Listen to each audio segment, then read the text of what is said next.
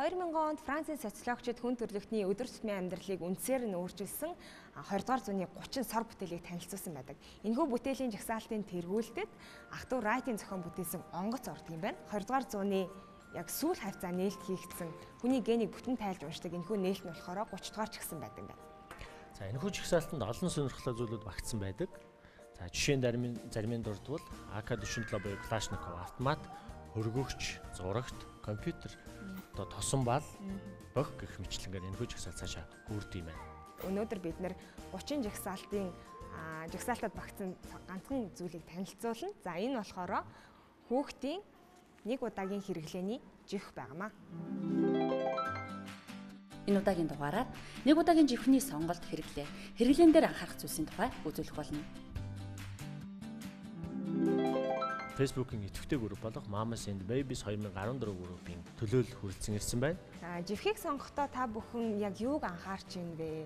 Энэ олон лангуун дээр байгаа брэндүүдийн жихнээс яг алийг нь яагаад яаж сонгож авч ийн вэ? Энэ талаар туршлагаасаа хаваалцаач. Манай хувьд арьсан их эмзэг харшламтгай байдаг. Тэгээд анх төрөгт нь бол Mami Poco хэрэгжилжсэн яриа. Тэгээд сүүлд бол ихэвчлэн Mary's жих хэрэглэсэн. Одоогоор бол Diapers хэрэгжилж байгаа. Тэгээд Diapers нь бол өмнө үед ч гэсэн арай боломжийн. Тэгээд хашил өгөхгүй байсан болохоор хүүхдтэй одоохондоо хэрэгжилж байгаа. Би болохоор Pampers-ыг хэрэглэдэг. Хүүдээ биеинд нь арай ихтэйхэн, зөөлхөн гэдэг утгаараа. За, цаваагийн ээжээ. За, манай цаваа төрснөөс эхлээд маш харшламтгай хөвтэйсэн болохоор нэг л Pampers-аар дагнж ирсэн байгаа. Одоогоор Mary's гэдэг жихийг төрснөөс хойш хэрэгжилж байгаа. Шингээлт сайтай, за бас арай бус Pampers гэдэг бодвол хуурай байлгадаг юм шиг санагддаг. Манай хүмүүс яг ялгаагүй харшилтай байдаг гэсэн. Шингээлт сайтай харшил өгдөг Pampers-ыг хөвчлэн сонгож хэрэгэлдэг. За, ээжүүдээ баярлалаа. Тэгэхээр эдгээр ээжүүдийг одоо сонголтыг харах юм бол олон төрлийн Pampers хэрэгэлдэг юм байна. Ер нь бол үн харшил өгөхгүй байгаа тэр байдлыг нь бол илүүдэлгүй харж сонгож ийн гэсэн үг тийм. Ер нь бол охидын болон хөвгүүдийн гэсэн хоёр ангилал байдаг. За дээрэс нь нэг удаагийн хэрэглээний жих, за мөн олон удаагийн хэрэглээний жих гэж ерөнхийд нь хоёр ангилдаг. Ээжүүд маань энэхүү олон удаагийн хэрэглээний жихийг хэрэг хэрэгжилж байна? Дандаа нэг удаагийн хэрэглээний жих хэрэгэлдэг байгаа. Даун хийцтэй. За тэгээд ийм үйлдвэрийн аргаар оёсон бөгөөд бас за манай даваа одоо хийж үзүүлье.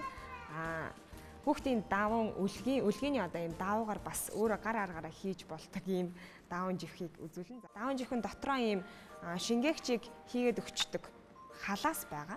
Тэгэхээр энэхүү халаасанда шингээгч даваагаа хийж өгөөд тэгээд бохирсон тохиолдолд солиод цэвэрлээд явна гэсэн үг юм байна. Нэг удаа худалдаж аваад тэгээд дараа нь цэвэрлээд явцдаг учраас эдийн засгийн хувьд тун хэмнэлттэй. За ээжүүд аавууд маань зарим ээжүүд аавууд маань энэхүү олон удаагийн хэрэглээний жихийг хэрэглэх тун дуртай байдаг юм байна. За ингээд ерөнхийдөө хэрэглэхэд бэлэн болж байна. Голын хэсгийг яагаад ингээд олон нугалч байгаа гэхээр энэ бол одоо тухайн шингээхэд илүү дөхөн байдаг. Тэгээд энэ гурвалжин байгаа нь бол мэдээж хүүхдийн хөдөлгөөнд бас чөлөөтэй байх шаардлагатай. Загвар модельтэй өмсүүлээд үзье хоёлаа. Тийм. Жохон чангахан. Нилээн сайн аав үгүй юу? Одоогоор 3 хүүхэдтэй, 2 хүү, 1 охин байна. За аргагүй сайн. Тодорхой хэмжээний нэлээд туршлагатай гэж үзэж байгаа шүү дээ. Хүүхдийн жихийг сонгохдоо бид их хвчлээ яг ээжүүдийн туршлагаас харахад ч гэсэн харшил өгдөггүй, өстой хөөрхөн болчлоо тий. Харшил өгдөггүй. За дээрэс нь хуурай байлгадаг тий. Зарим нэг ээжүүдийн хувьд болохоор үнийн хувьд бас сонголтонд нь нөлөөлдөгөө гэж хэлж байна. Тэгэхээр мэрэгчлэлтийн маань өгүүлсэн зөвлөгөө юу вэ гэдгийг та бүхэнд бас зөвлөж хэлж өгье. За жихийг хамгийн гол нь няраа хүүхдэд болон бага насны хүүхдэд ямар зорилтоор хэрэгэлдэг вэ гэхээр хамгийн нэгдүгээр тэр хүүхдийг тав тухтай тайван амруулахын тулд хэрэгэлдэг. Энэ тав тухтай тайван байдал нь бол тухайн няраа хүүхд болон бага насны хүүхдийн хөгжил нь хурдан явагдах зөв эрүүл боожоход тустай байдаг. Хамгийн гол нь манай эцэг эхчүүд юун дээр анхаарах хэрэгтэй вэ гэхээр хэмжээг нь зөв тааруулах хэрэгтэй. Хоёрдугаар тухайн хүүхдэд зөв зүүжих хэрэгтэй. Энэ хүүхдэд би багтцсан жих сонгоцсон.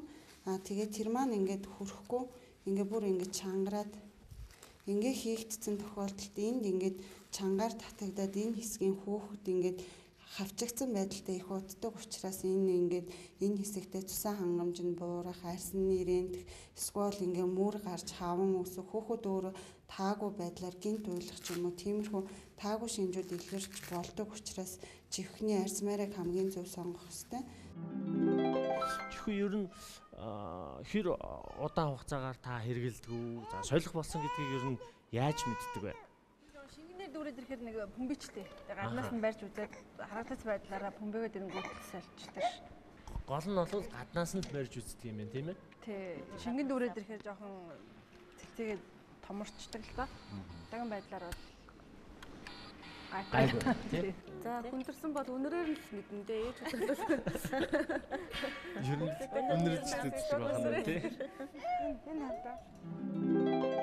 Жихэнэ хүүхдийн биед утга нь ямар хор нөлөөтэй байдаг вэ гэхээр нян үржижээдэг. Энэ өрчсөн эмгэг төрөгч нянгууд маань хүүхдийн шээс дамжуулах зам, шээсний сүгээр дамжаад ялангуяа эмэгтэй хүүхдэд шээсний сүгээр нь дамжаад өксөх замын халдвар үүсгэх эрсдэлтэй байдаг. За эцэг эхчүүд сольсон памперсаа ингээд өрөөндөө ч юм уу гэртээ ингээ ил заадгаа хатгалдаг. Энэ бол ерөнхийдөө маш буруу. Эргээд энэ хүүхэд нь өөрт нь хамгийн гол нь хүүхдэд нь өвчин үүсгэж яадаг. Энд шээсэнд байгаа, баасанд байгаа эмгэг төрөгчний ангууд тодорхой хугацаанд агаарт үрждэг. Тэгээд тэр нян үрцэн агаараар эргээд амьсгалах тохиолдолд тэр хүүхэд өөрөө эргээд халдвар төвчнөр өвдөж болдог. Нэг бага хэмжээтэй бохирдсон жихээ аваад эргүүлээд хэрэглэх бол ерөнхийдөө буруу. Энд чинь тодорхой хэмжээгээр ингээ бохирдсон учраас нян урдсан байж болдог. Хоёрдугаар энэ өөрөө нөгөө хүүхдэд эргээд таагүй байдлыг үүсгэж болно шүү дээ. Энд чинь чихтэй хуурай биш, шин жихвтэй нэс ялгаатай байдаг учраас эргүүлж хэрэглэх нь бол тохиромжгүй. Хүүхдийн онцлогоос хамаарат тэр памперс хэдийн хугацаанд шээсээр дүүрж байна, хэдийн хугацаанд бааж байна гэдэг тохиолдолд сольж болно. Яг баасан тохиолдол бол яг тухай үед нь яг чихийг аралтай сольж авах хэрэгтэй. Хүүхдийг тав тухтай дулаан байлгахаас гадна ялангуяа няраа хүүхдэд бол нуралт үүсгээс сэргийлж идэг.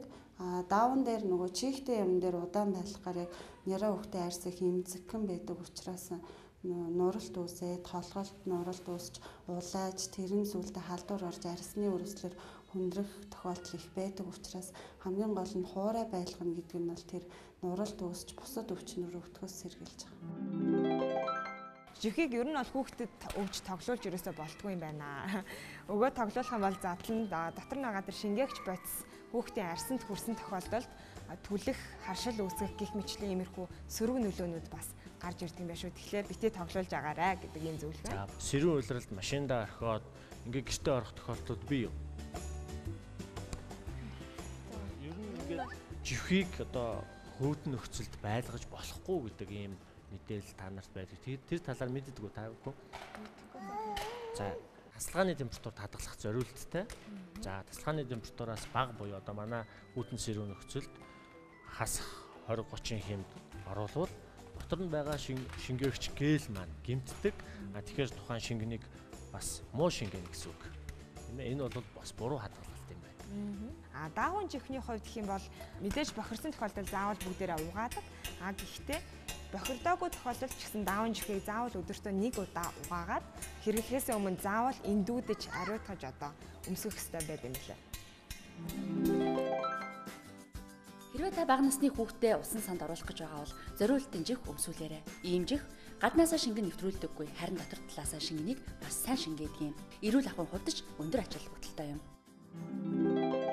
За тэгэхээр бүгдээрээ хамтдаа ээжүүдтэйгээ жихний хэрэглээний талаар бас үргэлжлүүлэн ярилцъя. Хөдөлгөөнд ороод хөлд ороод ирэхэд энэ өмсүүлдэг хэвтэйхэн байдیں۔ Хөдөлгөөнд ороод ирэхэд нөгөө дээш харж хэвтээд нөгөө наадаг чинь наалах гэхээр энэ чинь хөдлөө дээшээ доошоо болоо. Тэгэхэд өмсгдөг хамгийн хэвтэйхэн. Хүүтний улиралд өмсдөг чих яхан тохиромжгүй юм шиг бүх хувцсыг тайлж агаад тэгээд дараа нь өмсдөг чихээ хэрэглэдэг тийм ээ. Тэгэхээр яхан тохиромжгүй. Дулааны улиралд бол шууд өмсүүлчихэд хүүхдээ нүцгэн тэрвэр явж хахад илүү амар.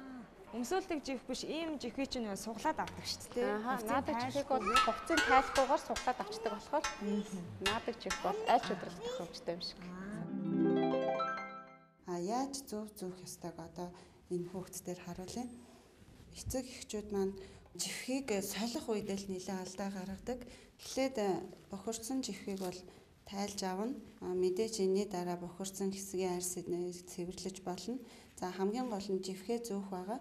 За дараагийн жихийг зөөхдөө бол хүүхдийнхээ хоёр хөдлийн уулыг ингээд нийлүүлнэ. Ингэж нийлүүлээд аажин биелүүн түлхэхээр хүүхдийн чинь бүхс нь өөрөө аяндаа өргөдөөд ирнэ. Тэгэхээр эндээс нь баг зэрэг өргөж өгөөд энэ жихээ аваад шинэ жихээ хийн. За ингэж бүхснөөс нь өргөжөөч жихээ хийх ёстой. За ингээд тавиад хэрвээ ингэж өргөхдөө хүүхдийнхээ хоёр өлнөөс ингэж салгах ч юм уу нэгээр нь ингэж хөлнөөс нь татаж өрөөсөө өргөж болохгүй. Ингэж өргөж байгаа байдал нь өөрөө нөгөө хүүхдийн түнхний хөгжлийг буруу явагдах эсвэл түнхний мултрал үүсгэх эрсдлийг үүсгэж яадаг. За дараагаар нь хүүхдийнхээ жихийг хийсний дараа хамгийн гол нь энэ жих бол хүү цөглөөгүй байгаа тохиолдолд бол хүүнд хүрэх ёсгүй хүүний доогуур. Тэгээд энэ жихний наалтыг бол хоёр талдаа ингэж тэгшгэн хийсэн байх ёстой. За чихний наалтыг ийм байдалтай хийсэн тохиолдолд энэ өөрөө энэ их барьсан байх ч юм уу эсвэл энэ ингэж буруу өнцөг үүсгэж наасан тохиолдолд бас түнхний хөгжил буруу явагдах эрсдэлтэй байдаг.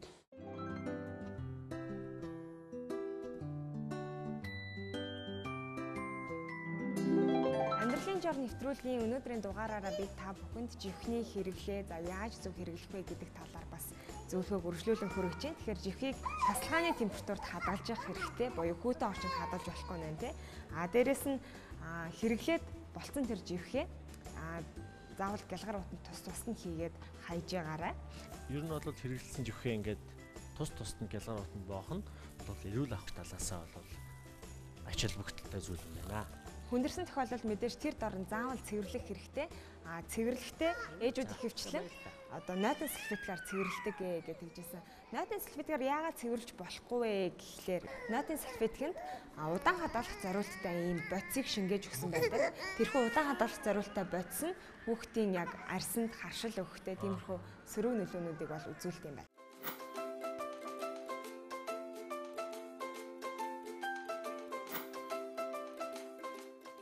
Автомашин үйлдвэрлэлийн салбарт анх Бартаа замаар зорчих тээврийн хэрэгслийг бол Jeep компани үйлдвэрсэн байдаг юм байна. Үүнээс хойш бол Jeep гэдэг төрлийг бол Бартаа замаар явдаг машин гэж ойлгодог болсон байна. Ямар ч том машин байсан Бартаа замаар явдаг бол Jeep. Ямар ч брэнд, ямар ч компани үйлдвэрсэн байсан. За Pampers ч гэсэн яг үүнтэй адилхан. Анх Procter & Gamble гэдэг компани анх энэ хүнийг удаагийн Jeep-ийг үйлдвэрлээ. За тэгээд Pamper буюу англи хэлнээс монгол руу орчуулах юм бол инхрийлэх гэдэг энэ утгатай үгийг одоо энэхүү бүтээгдэхүүний нэр болгож өгсөн байна. За тэгсэн бусад бүх одоо жихнүүдийг ээжүүд маань Pampers гэж дууддаг болсон юм. Саяхныг болтол бас тэр Pampers гэдэг үгний утга одоо сайн мэдэхгүй л байлаа л да. Энэ жихийг л Pampers гэдэг юм байх гэж бодож байсан. Гэтэл бол яг жих гэдэг үг маань бол diaper гэдэг үг байт юм байна. За тийм англиар бол жих гэдэг нь diaper. За Pampers гэдэг нь инхрийлэх гэдэг ийм үг байт. Өнөөдөр бидний урилгыг хүлээн авч хүрэлцэн ирсэн ээжүүд болон инхри бяцхан үс та бүхэндээ баярлалаа. Нэвтрүүлгийн туршид бас ядарсан байх, гэрээ сансан байх, магадгүй заримынхын жихийг солих болсон байх гэж бодож байна. За тэгэхээр та бүхэндээ маш их баярлалаа. Амьдралын жор нэвтрүүлгийн энэ удаагийн дугаар ийхүү өндөрлж байна. Дараагийн жороор дахин уулзцгаая. Баяр таа.